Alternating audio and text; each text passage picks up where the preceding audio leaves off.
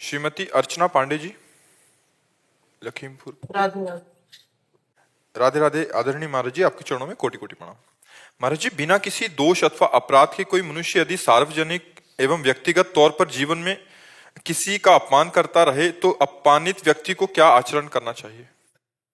यदि वो आध्यात्मिक है तो उसे सह लेना चाहिए और भगवान से प्रार्थना करना चाहिए कि उसकी बुद्धि शुद्ध हो। और अपने में आज ही सत्संग में था पूज्यपाद सिवड़िया बाबा के वचन में कि हमारा कोई प्रारब्ध पूर्व जो पाप में है, हमारे भगवान के द्वारा विधान किया गया है, शारीरिक दंड ना भोग करके मानसिक दंड से उसे निपटाया जा रहा है।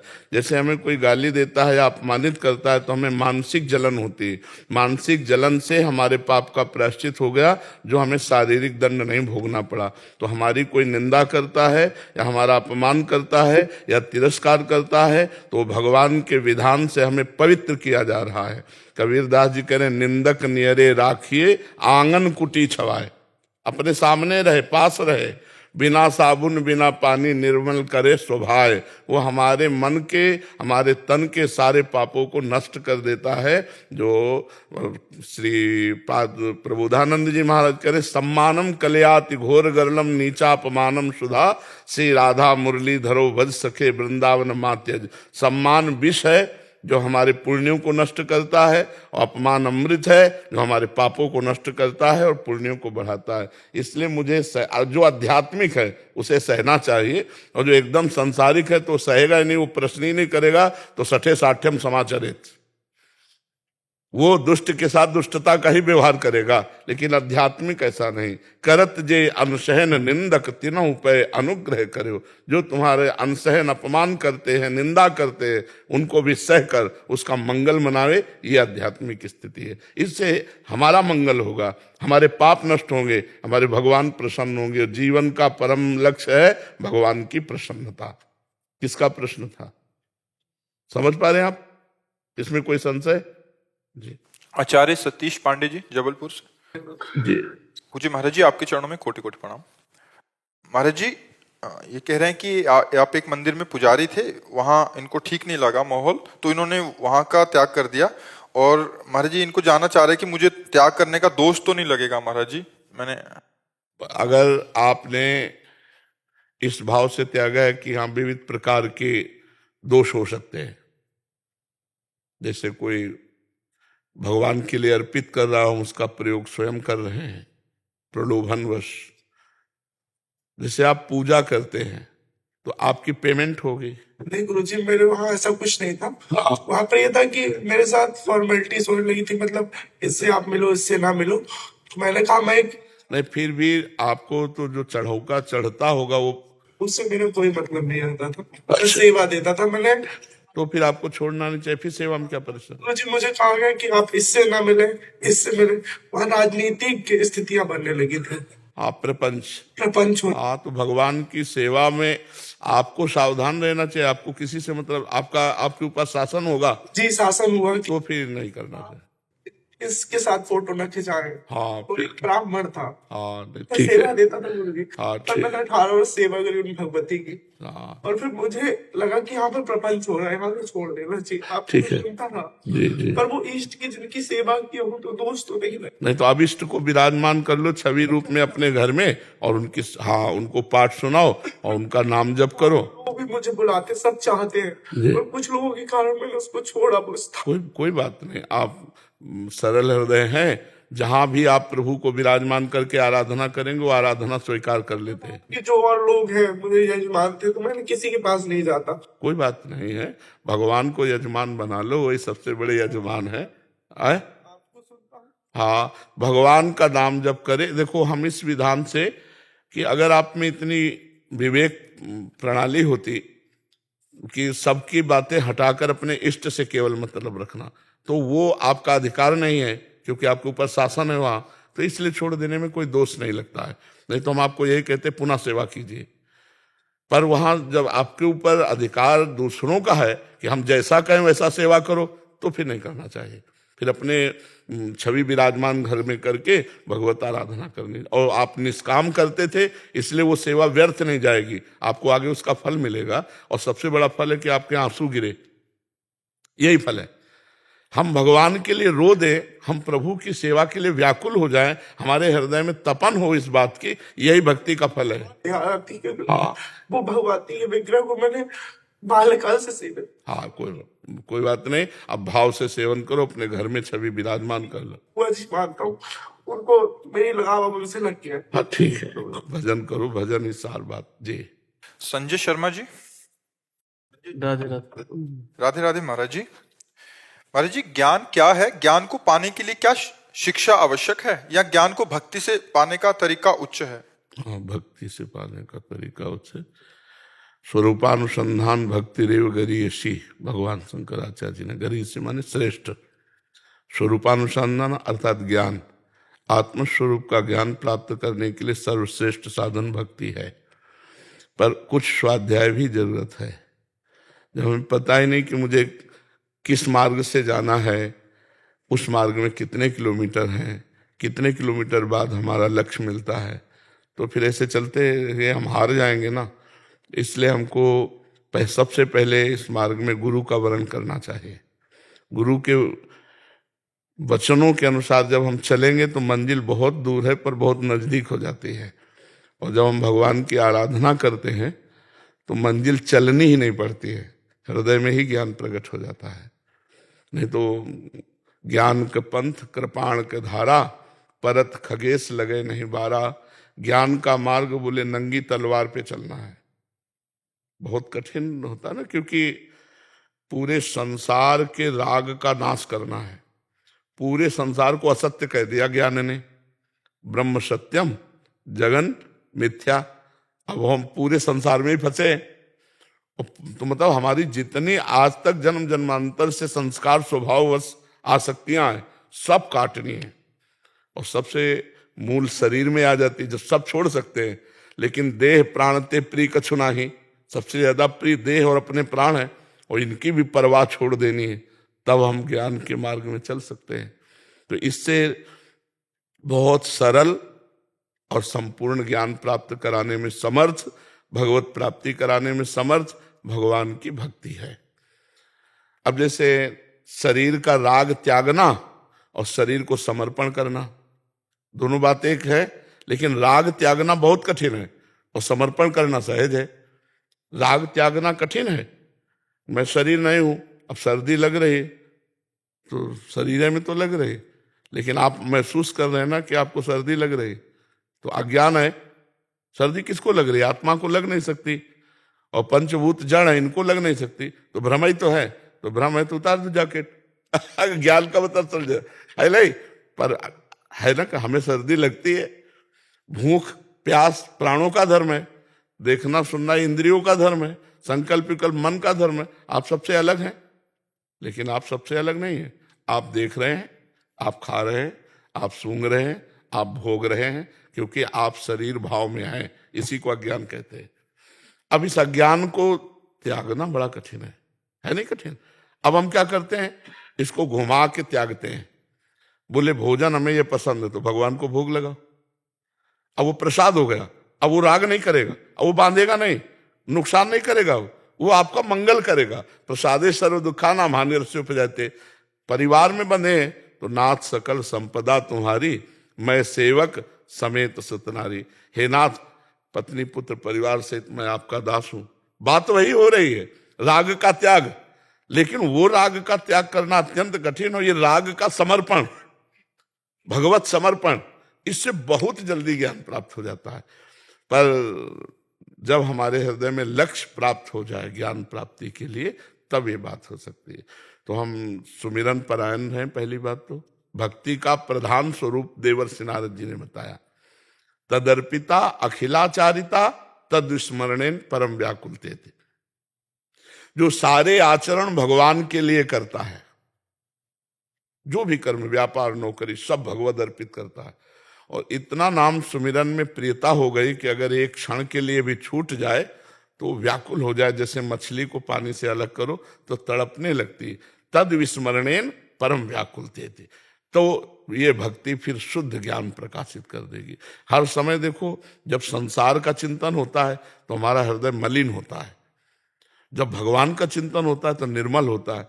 तो हम राधा राधा राधा राधा राधा राधा हर समय जपें तो हमारा हृदय निर्मल, और निर्मल हृदय में ज्ञान प्रकाशित हो जाता है। मलिन हृदय में अज्ञान होता है, निर्मल हृदय में ज्ञान होता है। मलिन हृदय संसार को सत्य मानेगा और निर्मल हृदय सब में भगवान है ऐसा सत्य मानेगा। अब हमको सरल, सहज और भरोसा, ज्ञान में आप भ्रष्ट हो, कोई बचाने वाला नहीं, और भक्ति में करो सदा तिनके रखवारी, जिम बालक राखे महतारी। भगवान कह रहे ना, मैं उसकी रक्षा करता हूं। योगक्षेमम वाहम्यहम, मैं स्वयं योगक्षेम का। तो सबसे श्रेष्ठ भगवान की भक्ति का जो आचरण है, जो चिंतन है, वो सहज ज्ञान की धरा में पहुंचा देता है। अच्छा, कोई भक्त अज्ञानी होता है क्या?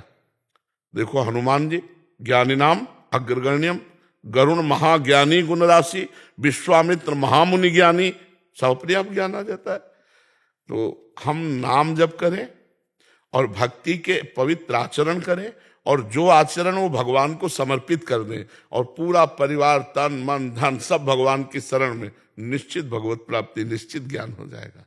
समझ पा रहे आप जी? किरण जी, गुड़गांव हरियाणा से। राधा वल्लभ श्री हरिवंश गुरुदेव, आपके चरणों में कोटि कोटि प्रणाम। पूज्य गुरुदेव भगवान, मुझ अधम से एक संत के प्रति दृष्टि दोष हो गया था, उसके पश्चात मेरा नाम जप छूट गया। मैंने उन संत से भी क्षमा मांग लिया, उन्होंने भी क्षमा भी कर दिया, फिर भी नाम जप पहले की तरह नहीं चल पा रहा। महाराज जी कृपा करके मेरा मार्गदर्शन करें। अभ्यास करो, शुरू करो। और किसी के प्रति हम दोष दृष्टि क्यों करें? पहली बात तो हम सब गृहस्थों से प्रार्थना करते हैं कि संतों के वचन सुनो और दूरी रहकर भजन करो। उनका भी भजन होने दो और तुम भी भजन करो। सत्संग सुनो और दूरी बना लो। बहुत तुम्हारे अंदर भाव है तो शिक्षा ली है तो भिक्षा दे दो, 4 रोटी की व्यवस्था कर दो। अगर उनको भूख लगी भोजन दे दो। अगर ऐसा लगता है कि भाई तो हम वस्त्र की व्यवस्था कर दे, दूरी बना के रहो।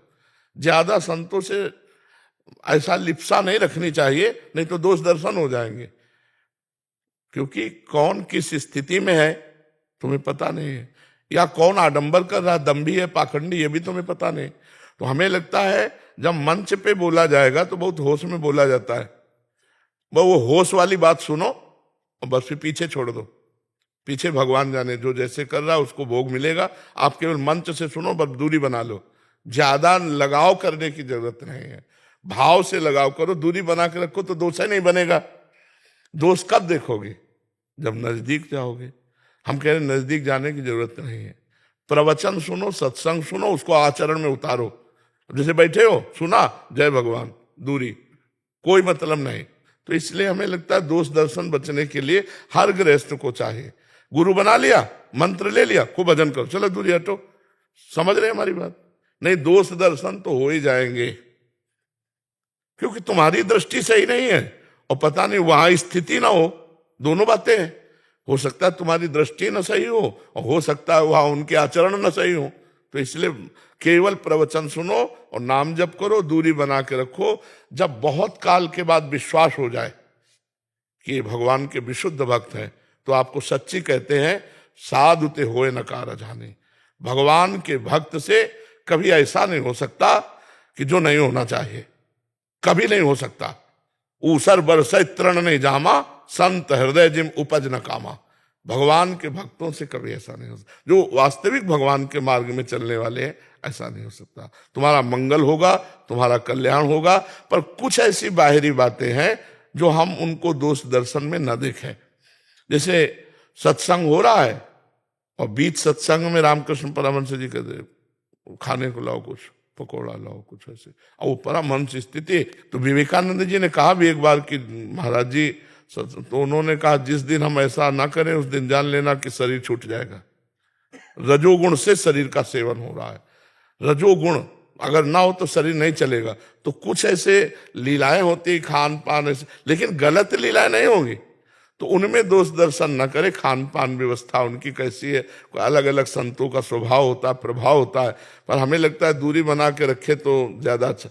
आग से लिपटो मत, दूर से सेवन करो। राजा जोगी अगिन जल, परशुराम देवाचार्य जी हुए हैं, ये 4 बातें कही। राजा जोगी अगिन जल, इनके उल्टी रीति, परशुराम इनसे बच के रहिए, थोड़ी करिए प्रीति। जैसे जल है, तो अगर भंवर में फंस गए तो चाहे जितने तैरा को मरी जाओगे, वहां फिर कोई उपाय नहीं है। अग्नि है, दूर से सेक लो, ज्यादा प्यार करोगे फफोला पड़ जाएगा, जल जाओगे। राजा है, एक द्वार का निर्माण कराया और जो ही पर्दा हटाया गया तो राजा ने कहा वाह क्या निर्माण हुआ है, तो निर्माण करने वाले को हार का इनाम दिया। अब वो फूल गया, उसने कहा सरकार ये क्या, इससे भी अच्छा बना सकते हैं। तो कहा जब इससे अच्छा बना सकते तो घटिया क्यों बनाया, इसको फांसी में चढ़ा दो। अब संत है, कृपालु है, और आपका दोष दर्शन हो गया तो सब पुण्य नष्ट हो जाए। साधु अवज्ञा तुरंत भवानी, कर कल्याण अखिल के हानि। तो मुझे लगता है कि दूर से प्रीति करो, उनका भी भजन शुद्ध बना रहेगा और आपका भी भजन शुद्ध बना रहेगा। ज्यादा लगावपन बाहरी मत करो, अंदर से भगवान मानो, खूब बढ़िया भजन करो, कोई परेशानी नहीं। बाहर से लगाव करोगे तो उनमें भी दोष हो सकता है और आप में भी दोष हो सकता है, इसलिए दूरी बना के रखे और नाम जप करो। कुछ नहीं, आज से शुरू करो नाम जप करना, ठीक है ना। ये बात भूल जाओ कि तुमसे कोई अपराध हुआ था, अब भजन शुरू करो। यशिका जी हरियाणा से। जी राधा वल्लभ श्री हरिवंश गुरुदेव। महाराज जी आपके चरणों में कोटि कोटि प्रणाम। महाराज जी मेरा प्रश्न है कि स्वप्न को लेकर है। महाराज जी मुझे स्वप्न में भूत और भगवान एक साथ दिखते हैं, मैं ऐसा कुछ खास हमें ये भूत भावन भगवान, भूत भावन भगवान और आगे शंकर, भूत जब हम उच्चारण करते तो भूत भावन भगवान, अरे वही सब है, कोई दूसरे नहीं है, वही चराचर जगत बने हुए हैं। अब हमारी बुद्धि शुद्ध नहीं है इसलिए ऐसा है, कोई भूत ऊत नहीं है, वही भगवान है, वही सब रूपों में है, उनके सिवा कुछ नहीं है। नामदेव जी के सामने भूत प्रकट हुआ तो उनका जय विठ्ठल, तो वहां विठ्ठल भगवान प्रकट हो गए। तो हम अगर भूत को भूत मानेंगे तो भूत है, नहीं तो भगवान के सिवा कोई है नहीं। और नाम जब करते हुए सोया करो, उठ पटांग के स्वप्न नहीं आएंगे। जब शयन करो तो नाम राधा राधा राधा राधा, जब तक नींद ना आवे तब तक राधा राधा राधा राधा, सो गए फिर आप देखना अच्छे स्वप्न आएंगे। ये सब इधर उधर के स्वप्न नहीं आएंगे। इधर उधर के स्वप्न आते हैं जो सोते समय बातें प्रपंच की सोचते रहते हैं। सोते समय नाम जरूर जपना चाहिए, पता नहीं जग पावे कि न जग पावे, ये भी तो है ना। कहो सोते सोते ही दिल फेल हो जाए, इसलिए हम भगवान का नाम, प्रियाजू का नाम जपते हुए सोए, जिससे हमारा शयन भी आनंदमय हो जाए। और अगर स्वप्न आते हैं तो देखो स्वप्न की 2-3 प्रवृत्तियां होती। एक होता है ऊट पटांग, बेमतलब के स्वप्न आते हैं जिनका कोई अस्तित्व नहीं। और एक होता है जो हमने पूर्व में किया है उन संस्कारों से होता है। और एक होता है आगामी जो होने वाला है उसका संकेत। 3 प्रकार के स्वप्न के होते। एक होता है बिल्कुल सिर पैर के नहीं, बिल्कुल बेकार, उठ पटांग एकदम, तुकतान ही नहीं। और एक होता है जो पूर्व में हमने किया है उसके संस्कार के स्वप्न आते हैं। और एक आगे जो होने वाला है संकेत, उसके स्वप्न आते हैं। तो हमें नाम जप किया जाए, नाम जप करने का अभ्यास बनाया जाए तो हम तीनों प्रकार के स्वप्नों से बच जाए। नहीं तो कहो ऐसा स्वप्न आ जाए कि आनंदित हो, कहो ऐसा स्वप्न आ जाए कि रोना पड़े, भयभीत हो जाए। नाम जप करो तो स्वप्न भी तुम्हारा आनंदित रहेगा, आनंद देने वाला बनेगा। स्वप्न में भी दुख नहीं होता भक्त को, इसलिए भगवान का नाम जप करो। सुकन्या जी बिहार से। राधा राधा। गुरुदेव आपके चरणों में कोटि कोटि प्रणाम। गुरुदेव भगवान मुझ पर हेतु की कृपा हुई है। महाराज जी मुझे हर समय से ये डर लगा रहता है कि कहीं सांसारिक मोह में फंसकर मैं रास्ता ना भटक जाऊं। भगवान की शरण में रहो, वो अपने भक्त की रक्षा करते हैं जैसे माँ अपने बच्चे की रक्षा करती है। करूं सदा तिनके रखवारी, जिम बालक राखे महतारी। हम तो फंस ही सकते हैं, आप अगर हमारा हाथ पकड़े तो हम कैसे फंस सकते हैं। हमें भरोसा भगवान का रखना चाहिए, अपना नहीं। अपने तो फेल हो जाएंगे। इतनी दुरंत माया है जो ज्ञानिन कर चित्त अपरई, बरियाई विमोह बस करई। जो बड़े बड़े ज्ञानियों के चित्त का अपहरण करके बलात् मोह में डाल दे उसे माया कहते हैं। तो भगवान कहते हैं दैवी हेषा गुणमयी मम माया दुरतया मामेव ये प्रपद्यन्ते माया में ताम तरंते। ये त्रिगुणमयी माया बड़ी दुरत्य है, जो मेरी शरण में आ जाता तो मैं पार करवा देता हूं। तो हम भगवान के आश्रित रहें, डरे ना, नाम जप करें और भगवान से कहें कि नाथ मुझे बचा लेना, मैं तो फंस जाऊंगा। मेरा तो स्वभाव ही है फंसना, जन्म जन्मांतर से फंसते आ रहे हैं। आप ही मुझे बचाओ प्रभु, आप ही मेरी रक्षा करो, तो रक्षा कर लेंगे वो। हमको तो डरना तो है ही है, पर इतना नहीं डरना कि हम भजन छोड़ दें। कहीं फंस सकते, पक्की बात है आपकी, लेकिन भगवान जब बचाने वाले हैं तो फंसने नहीं देंगे। भगवान की शरण में हो जाओ और नाम जप करो। महाराज जी जैसे कि घर में वैसा गृहस्थ आश्रम में वैसा वातावरण नहीं मिल पाता है, तो होता है कभी कभी मन भी वो हो जाता है, तो वैसे में बहुत डर लगता है। अब हमको नहीं रहे, हम श्री जी के पास हाँ, तो बस श्री जी का सुमिरन करते रहो अंदर अंदर, बाहर कोई भक्ति का ज्यादा प्रकाश मत करो, क्योंकि गृहस्थी में विरोध होने की संभावना है। तो अंदर अगर हम राधा राधा राधा राधा जप रहे हैं तो हमारा पक्का काम हो जाएगा। जो नाम जप कर रहा है, हम अपने विश्वास से कहते हैं निश्चित मंगल हो जाएगा। चाहे गृहस्थी में आप कितने लोग हैं, आपके 2 4 6 लोग होंगे, हमारे तो दसियों लाखों लोग हैं, हमारे ही तो हैं सब। तो भगवान साथ है तो कहीं फंसना नहीं है। एक का भी ध्यान थोड़ी है, क्योंकि हम सबको भगवान के रूप में देखा, मेरे भगवान इन सब रूपों में खड़े हैं। तो आप 7 8 लोग परिवार के होगे, सब में भगवान को देखो, फंसोगे ही नहीं। पुत्र में भगवान, पति में भगवान, सास ससुर में भगवान, सब में भगवान की भावना करो तो फंसोगे नहीं। सेवा भी बन जाएगी और भगवत प्राप्ति भी हो जाएगी। यश जी राधा कुंड से, राधा वल्लभ शेरवंश महाराज जी। महाराज जी, मुझे राधा प्यारी की बहुत याद आती है, उनके लिए रोता तड़पता हूँ, लेकिन अब धैर्य नहीं रख पाता, जिस कारण बस ऐसा लगता है कि क्या श्री जी मेरे साथ भी हैं, क्या वो जानती भी हैं, मैं उनके लिए दिन रात रोता हूँ। वो ही चाह रहे हैं तभी तुम्हें रोना आएगा। श्री जी आपको जानती नहीं, श्री जी ही आपको प्यार दे रहे हैं, तभी आप श्री जी के लिए। अगर किशोरी जी कृपा न करें तो एक बार राधा नहीं बोल सकते, राम जी कृपा न करे तो एक बार राम नहीं बोल सकते, कृष्ण जी कृपा न करे तो एक बार कृष्ण नहीं बोल सकते। और वो तो सबके हृदय में ही बैठे हैं, उनके जानने की बात तो हृदय में ही बैठे हैं, और उन्हीं की प्रेरणा से आप राधा राधा कहते हैं। तो ये तो संशय ही मत करो कि वो देखती है कि नहीं, वो जानती है कि नहीं, वही कृपा करके प्रसाद दे रहे कि आप राधा राधा कह करके रोना आता है, आपको लगता है श्री जी मिल जाए। ये तो बड़े भाग्य की बात है। बस अंदर छुपाए रहो, अपने को भक्त ना मानना कि मैं बहुत बड़ा भगत हूँ, क्योंकि इससे फिर अभिमान आ जाएगा। और नाम जप करो और चुपचाप एकांत में रो श्री जी के लिए, ठीक है। महाराज जी से कभी कभी वो जो विरह के समय पर विस्मरित हो जाता है कि वो साथ में है, तो अकेलापन बहुत ज्यादा लगता है। तो इस समय पे एक बार अगर आप कह रहे आप मेरे साथ हो। देखो, इसमें बात समझना है कि जब विरह होता है तो जिसका विरह होता है वो सामने होता है। अगर विरह है तो हमारी बात का अनुभव करोगे। जब अगर हम कृष्ण विरह में हैं तो हमारे भाव देश में कृष्ण छाए हुए हैं, तभी तो हाँ कृष्ण तुम कब मिलोगे, प्यारे तुम कब मिलो, उसको अनुभव हो रहा है, सामने श्री कृष्ण पर अनुभव हो रहा है विरह का। तो ऐसा नहीं है कि वो विरह के समय तुम्हारे साथ नहीं रहते, तुम अकेले रहते हो, ऐसा विरह तो होता नहीं है। विरह जिसके लिए होता है उसकी झांकी दिमाग में होती है। आप ऐसे लौकिक देख लो, किसी व्यक्ति के विषय में सोचोगे तो उसका रूप आ जाएगा कि नहीं आ जाएगा, कि यार बहुत दिन से वो नहीं मिले, तो सामने आपके होगा वो रूप। ये सिद्धांत है। तो जब हम प्रभु के लिए रोते हैं तो प्रभु हमारे मानस पटल पे होते हैं, हे श्री कृष्ण आप कब मिलोगे। तो साथी तो है, ऐसा कैसे सोचते हो कि आप अकेले हो। गुरु जी ऐसे एकांतिक में तो रोज नहीं आ सकते, आप तो मेरे साथ है ना हमेशा। पक्का हमारी बात मानो ना, हमारी स्वामिनी जी का नाम जप करो तो आप देखो। हमारा नाम जानते हो क्या है? प्रेमानंद। प्रेम किसे कहते हैं? श्री जी को। आनंद किसे कहते हैं? लाल जी को। प्रिया और लाल दोनों मिलकर प्रेमानंद है। तो जहां प्रियालाल का स्मरण कर रहे वही प्रेमानंद है। हमारा कोई ये रूप थोड़ी है, ये तो पांच भौतिक शरीर है, 2 4 कब छूटेगा ये पता नहीं, लेकिन ये छूटेगा। लेकिन जो हमारा स्वरूप है वो कभी नहीं छूटेगा, वो तो सच्चिदानंद में है।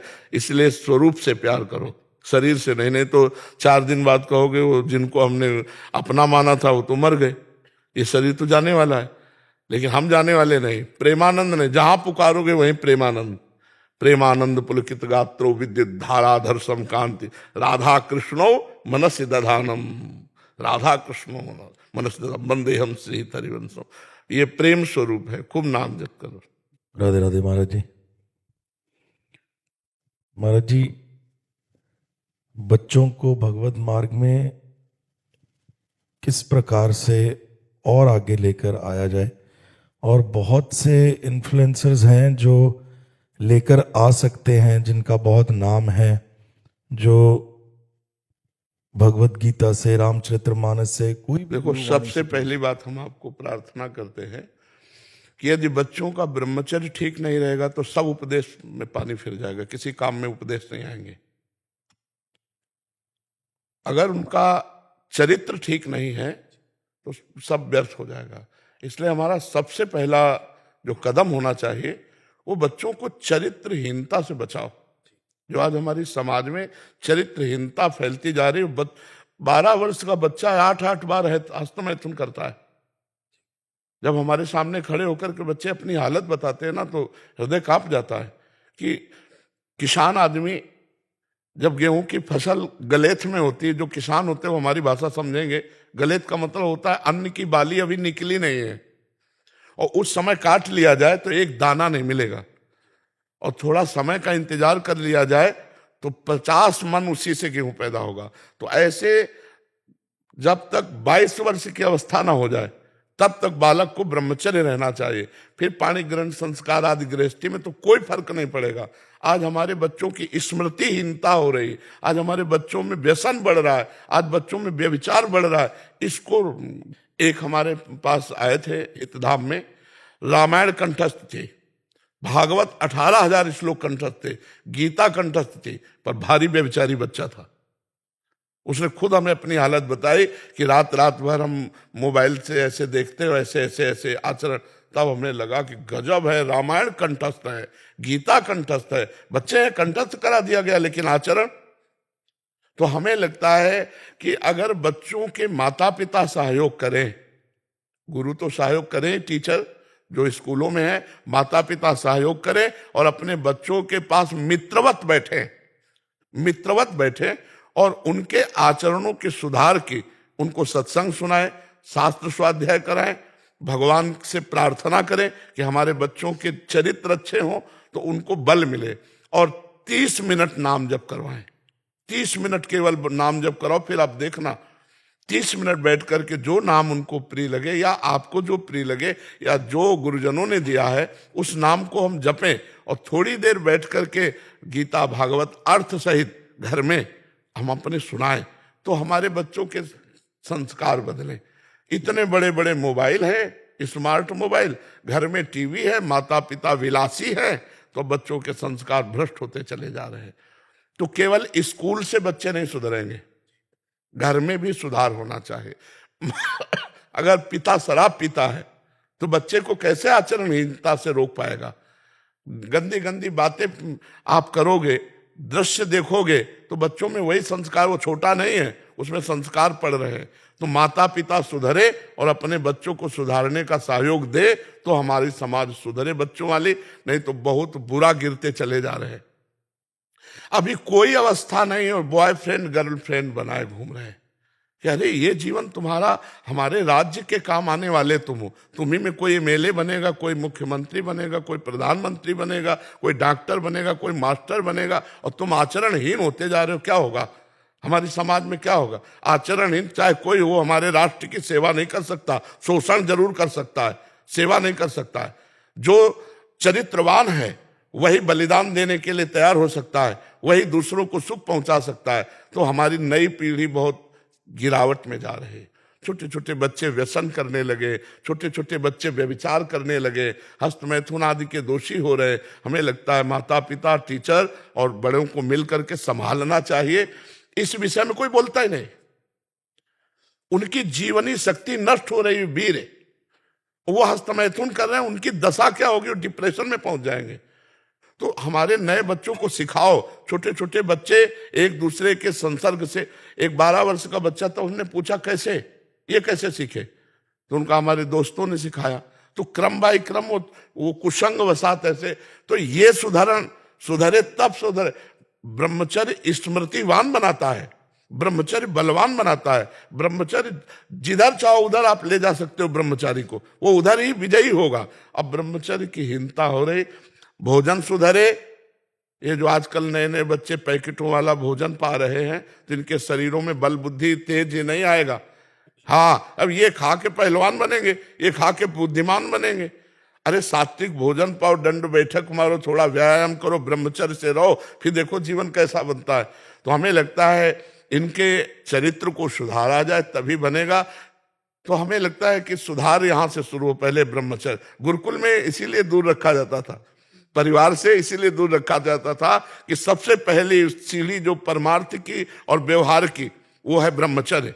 ब्रह्मचर्य से गृहस्थ, ब्रह्मचर्य से वानप्रस्थ, संन्यास, सब जगह ब्रह्मचर्य से ही होता है।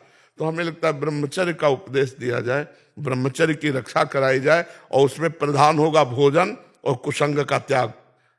भोजन ऐसा सात्विक जिससे ब्रह्मचर्य टिके, और कुसंग का त्याग जिससे हमारी गंदी आदतें न हो। छोटे छोटे बच्चे मोबाइल में गंदी गंदी बातें सर्च करके देखेंगे, उनकी हालत क्या होगी। तो हमें लगता है बड़ा बड़ा उपदेश देने से बात अब नहीं बनेगी, हमको घुसना पड़ेगा, उनके जीवन शैली में घुसना पड़ेगा। और वो अपने लोग कर नहीं सकते, वो माता पिता कर सकते हैं। बैठाल करके खुली बातें से पूछें कि आपके ब्रह्मचर्य में कोई हानि तो नहीं, आप कोई हस्तमैथुन तो नहीं करते, आप कोई गंदी बात तो नहीं करते, तो वो डरना मत, हमसे बता दोगे तो हम तुम्हारी दवाई भी करवा देंगे। ऐसी आयुर्वेदिक औषधियाँ आती हैं जो ब्रह्मचर्य छीण करके अपनी शक्ति ह्रास कर लेता है बच्चा, वो उससे पुष्टता प्राप्त होती है। तो हमें लगता है कि पहले यहाँ सुधार होना चाहिए। बिल्कुल महाराज। अब आप देखो सीरियल कैसे बन रहे हैं, समाज के लिए तो सीरियल बन रहे हैं। सीरियल का कोई भी सीरियल ऐसा नहीं मिलेगा जिसमें अश्लीलता और अभद्रता न दिखाई दे। आप देखिए, और जहां से हमारा काम बनना है, या तो संतों के उपदेश या तो शास्त्रों का स्वाध्याय, दोनों शास्त्र स्वाध्याय है नहीं, और संतों को ऐसा दिखाया गया, मतलब जैसे वेब सीरीज कहते हैं, जी जी महाराज। तो वेब सीरीज में वो ऐसे दिखाए गए, फिल्मों में ऐसे दिखाए गए कि श्रद्धा नहीं रही, और शास्त्रों का स्वाध्याय है नहीं, तो जीवन बचाएगा कौन। दो ही हैं, शास्त्र और शास्त्रों के मर्मज्ञ संत जन, तो वही समाज को सुधारते हैं। और आजकल नए बच्चों को यही सब देखने को मिलता है, गंदी बातें। एक सीरियल में पूरा देख जाओ जो वेब सीरीज है, और उसमें देखो हर वो बात मिलेगी जिससे जीवन चरित्र नष्ट हो, ना कि चरित्र बने। पहले के फिल्में भी बनाई जाती थी जिनमें आदर्श उपस्थित किया जाता था, आचरण, पवित्रता, पहनावा ओढ़ावा सही, और आज देख लो सब अपवित्रता। तो अब नए नए बच्चे जब ये देखेंगे तो उनके मन में यही करने की भावना आएगी। अगर हम शास्त्र और भगवान के प्रेमी महात्माओं का संग नहीं करेंगे तो इन सब से हमारी आचरण वृत्ति बिगड़ेगी, बनेगी नहीं। अच्छा, संतों पर श्रद्धा होना बड़ा कठिन होता है। आज भगवान की बड़ी कृपा है, जो कुछ संतों पर श्रद्धा करके आए लोग आते हैं, बैठते हैं, सुनते हैं। नहीं तो एक अभी पीछे ही समय ऐसा आ गया था कि ऐसा लगा था कि चौपट हो गया सब। एक ऐसा मतलब झोंका आया था कि लगा कि संत का मतलब दिमाग में बैठ गया सबके कि फ्रॉड, ये गिरा, ये गिर, जैसे विकेट पे विकेट न गिरे, ऐसे बड़े बड़े। जब तो भगवान की कृपा हुई तो फिर श्रद्धा सी जागृत हुई है। तो संत वचन और शास्त्र वचन ये दो ही उठा सकते हैं, अन्यथा उठाने की सामर्थ्य नहीं है। चाहे जिस समाज को लेकर देख लो, अगर कोई उत्सव होता है, पार्टी होती है, तो मदिरा उसमें होगी, उसमें अश्लीलता होगी। अब बच्चा उस पार्टी में जाएगा तो क्या सीख के आएगा? वही अश्लीलता देख रहा है, वही संस्कार बन रहे हैं। तो हमें लगता है भगवान कृपा करें और सत्संग सुनाया जाए, नाम जप करवाया जाए, और उनको बैठ करके ब्रह्मचर्य आदि साधन बताए जाए, तो ये आगे आधुनिक पढ़ाई में भी उन्नतिवान होंगे और आध्यात्मिक पढ़ाई में भी ये उन्नतिवान होंगे। जी हाँ, क्योंकि जी कल मेरे साथ ऐसा हुआ कि कल राधा बाबा कुएं से मैं जल ले रहा था, गीता वाटिका बरसाने, तो राधा बाग से जल ले रहा था कुएं से बाबा। तो जल लिया घर के लिए, और लेके उसके नीचे जो सीढ़ी है उस पे मैंने बैठ के वहीं जल पी लिया। तो एक बाबा वहां बैठे हुए थे, वो बहुत निषेध, हाँ निषेध है। अच्छा, मैंने उनको बोला कि निषेध इसलिए कि वो श्री जी का कुआं है और वहां से श्री जी के लिए जाता है, इसलिए निषेध है। पहली गलती तो वहां आदेश लेना चाहिए, दूसरी बात कुआं के ऊपर नहीं, राधा बाग के बाहर पीना चाहिए। वो श्री जी का निज बाग है, उसमें कोई व्यवहारिकता नहीं होनी चाहिए। तो उस डांट को कृपा मानो, दोष दृष्टि मत करना, ठीक है ना। सबका सार है अंदर का चिंतन करना। हमारा मौन तभी सार्थक जब निरंतर भजन करें।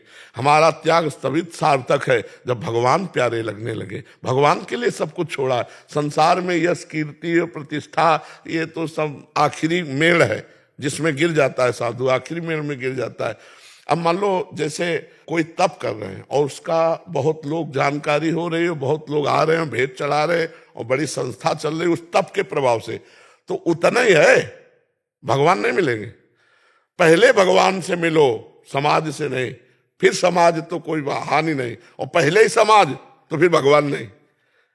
पहले भगवान, पहले भगवत साक्षात्कार करो, एकांत रहकर, कोई जाने ना। महाराज जी साधकों के लिए, जैसे हम सब साधकों के लिए, तो फिर तो उचित मौन महाराज जी ज्यादा अच्छा है, उचित पाना ज्यादा अच्छा है, उचित वस्त्र ज्यादा उचित है। हाँ, भगवान नाम जैसे राधा राधा बोला तो करोड़ों मौन से बढ़कर है। हम गंदी बात ना बोले, हम किसी को अशुभ ना बोले, किसी की गलत चेष्टाओं को हम बढ़ावा देने वाली बातें ना बोले, तो और राधा राधा बोले तो मौन ही है, वाणी का मौन ही है। हम अपनी धर्म की कमाई की नमक रोटी खाएं तो बहुत बढ़िया, फलाहार से भी बढ़कर बढ़िया तपस्या है। बहुत कम पैसे में जो जीवन चले और तपस्या करे तो वो तपस्या अग्रसर हो जाती है, और बहुत मतलब बाहरी इसमें फिर गड़बड़ हो जाता है। तपस्या करनी चाहिए पर गुप्त करनी चाहिए, कोई जाने ना, जब तक हमें भगवत साक्षात्कार न हो जाए। अलग अलग निष्ठाएं हैं पर भजन प्रदान रखना चाहिए। सब साधन कर यह फल सुंदर, प्रभु पद पंकज प्रीति निरंतर। भगवान के चरणों का निरंतर चिंतन हो, प्रेम हो, यही सब साधनों का फल है। अक्षत जिंदल जी नोएडा से। राधा वल्लभ श्री हरिवंश महाराज जी आपके चरणों में कोटि कोटि प्रणाम। गुरुदेव आपका जीवन और साधना हम सभी के लिए एक प्रेरणा है। गुरुदेव आपने काशी में शिव जी की उपासना से प्रारंभ कर वृंदावन में श्री राधा वल्लभ श्री हरिवंश से राधा नाम का अद्भुत प्रकाश पूरे भारतवर्ष में फैलाया है। ये न केवल आपकी गहरी भक्ति बल्कि राधा रानी की असीम कृपा का प्रमाण भी है। आपका ये भक्ति भाव और प्रवचन हम जैसे लोगों के लिए ये बताता है कि भक्ति मार्ग में कोई सीमा नहीं होती, ये अनंत और व्यापक है। मेरा प्रश्न ये है कि जब आप श्री राधा रानी की पूजा प्रारंभ कर रहे थे तब क्या शिव जी और राधा जी दोनों की पूजा करते थे? क्या उस दौरान किसी आंतरिक संघर्ष का अनुभव हुआ या आपकी भक्ति सहज रूप से? आंतरिक संघर्ष का अनुभव हुआ पर पूजा नहीं करते थे। आंतरिक संघर्ष का अनुभव हुआ कि जहां हम एकाग्र होते तो पहले देवाधिदेव महादेव, क्योंकि पूर्वाभ्यास होता ना, ये कोई खिलवाड़ थोड़ी, कोई असत अभ्यास थोड़ी था, सत अभ्यास था। तो फिर उसको भगवान शिव से ही प्रार्थना की कि आपने ही भेजा है, आप ही इस मार्ग में लगाए हैं, तो आप कृपा करके जिस मार्ग में लगाया उसे पुष्टता प्रदान कीजिए। फिर वो धीरे धीरे धीरे धीरे, लेकिन समय लगा, मतलब वर्षों लगा। ऐसा नहीं लगा कि आज श्री जी के जुड़े हो एकदम। पूजा नहीं की पर आंतरिक मानसिक पूजा, मानसिक अभिषेक, मानसिक चिंतन जो हमारा होता था उस पे बहुत समय लगा बदलने में, बहुत समय लगा। और उन्हीं की कृपा से हुआ, नहीं तो असंभव था। ब्रह्म ज्ञान के मार्ग में चलने वाला अहम ग्रह उपासक दासोहम की पद्धति में आना बहुत कठिन होता है। ये भगवान की, गुरुदेव की, शिव जी की असीम कृपा से ही हुआ है। हमारी सामर्थ्य इसमें नहीं थी, क्योंकि हमारा कोई परिचय ही नहीं था इधर का, वही परिचय था। तो जा पर कृपा न करें पुरारी, सो न पाओ मुनि भगति हमारी। औरो एक गुपुत मत सबई कहों कर जोरी, शंकर भजन बिना नर भगति न पावे मोर। तो भगवान शिव की ही कृपा से प्राप्त हुआ, और वही कृपा करके इसमें दृढ़ रति दिए। हमारी सामर्थ्य नहीं थी, उन्हीं की कृपा से सब हुआ है। पर संघर्ष तो चला, पूजा नहीं की। जिस दिन से उन्होंने हमको श्री जी के चरणों में अर्पित किया, उस दिन से अर्घदान प्रकट भी नहीं किया। मानसिक जो चलता रहा उस पर संघर्ष चलता रहा, और फिर कुछ दिन बाद ठीक हो गया। समझ पा रहे आप?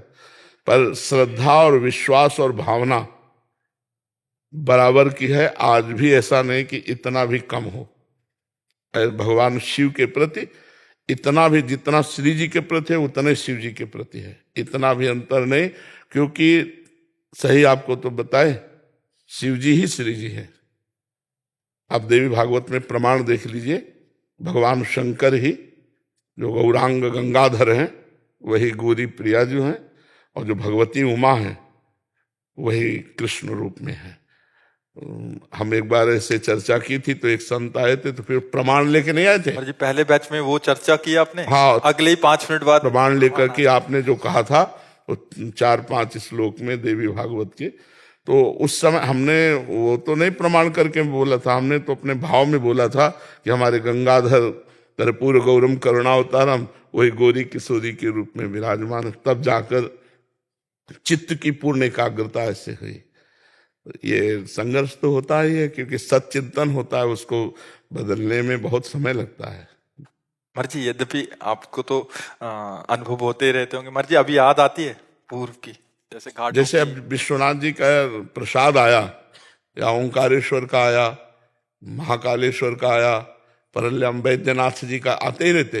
जब वो आएगा तब फिर एकदम मतलब हृदय शिथिल हो जाता है कि आपकी अपार कृपा, अपार कृपा बस। महाराज जी कभी आप कहते हैं मैया पप्पा की तरह, मतलब हाँ, उस मतलब समय बचपन- अब ऐसे नहीं, स्वाभाविक नहीं आएगा।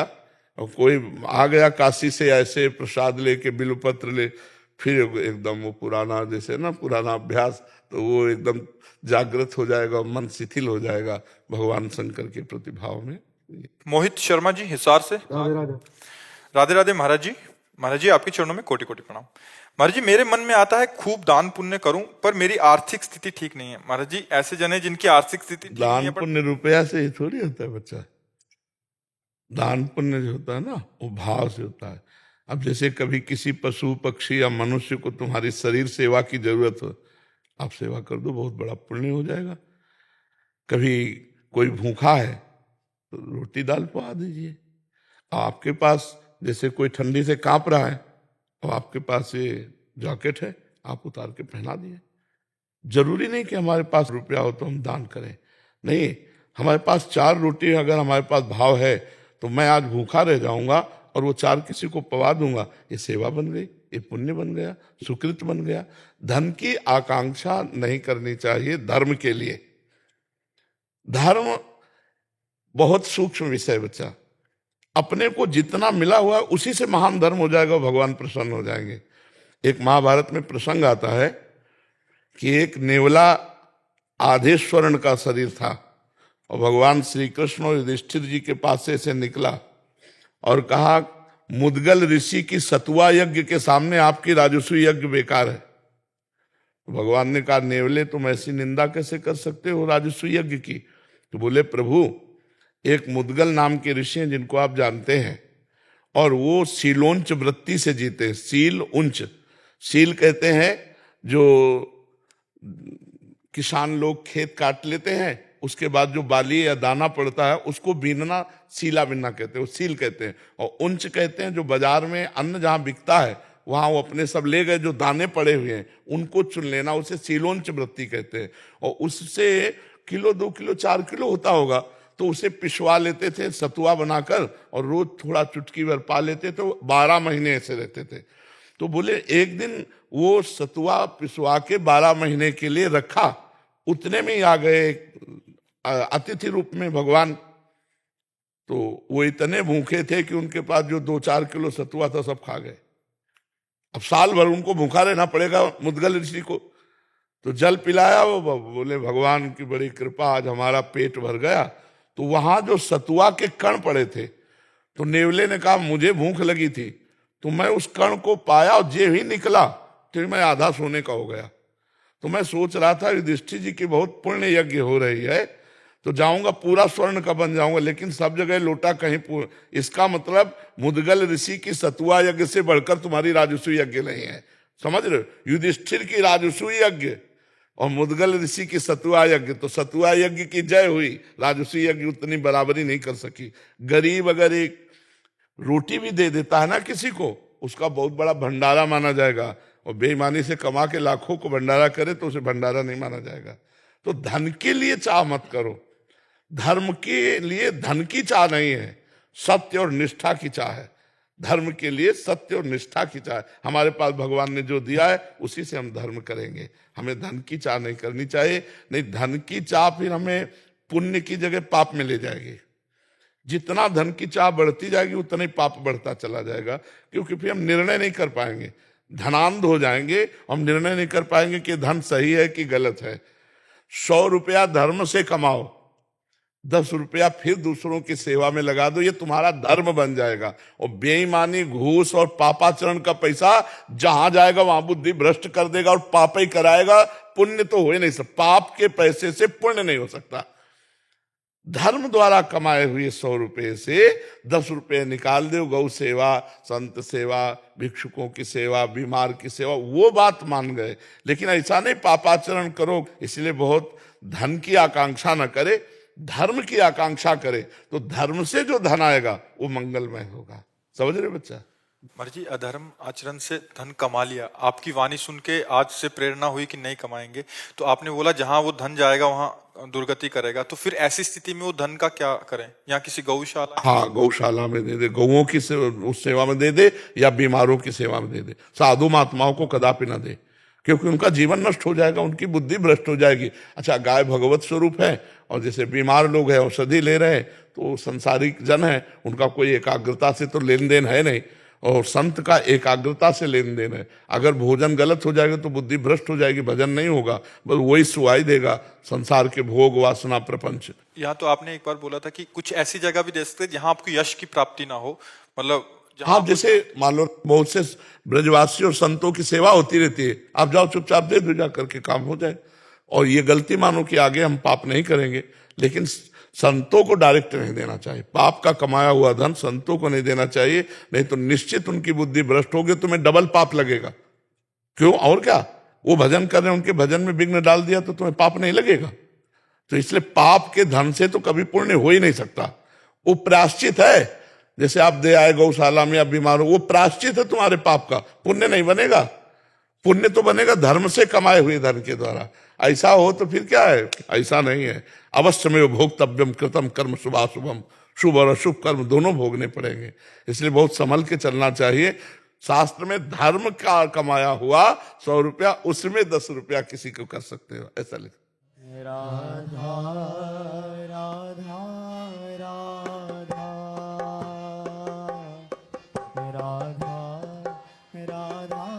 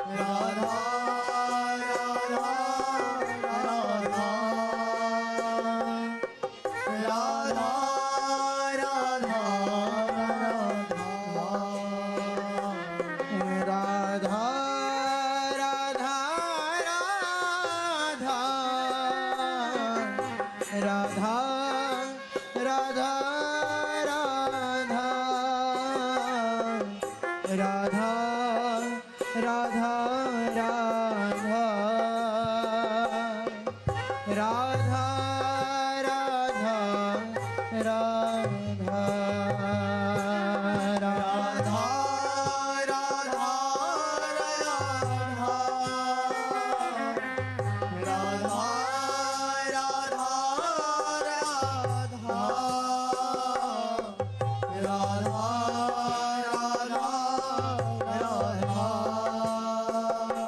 राधा राधा